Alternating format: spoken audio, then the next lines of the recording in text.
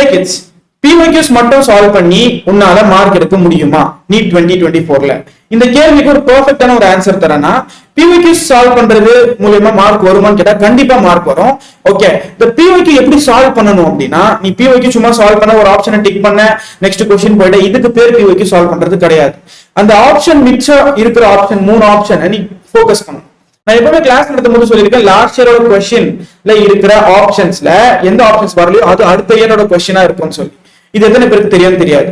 But நீ போய் check பண்ணி பார்த்தனா keep on PYQs are repeating per year.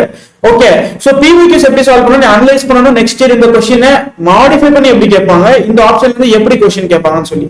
இதுக்காக தான் நான் போஸ்ட்மார்ட்டம் சீரிஸ்னு ஒரு சீரிஸ் லான்ச் பண்ணிருக்கேன். அதுல ஒரே क्वेश्चनல எப்படி எல்லாம் क्वेश्चन வேற மாதிரி கேட்கலாம்னு சொல்லி பெர்ஃபெக்ட்டா அனலைஸ் பண்ணி ஒரு சீரிஸ் லான்ச் பண்ணிருக்கேன்.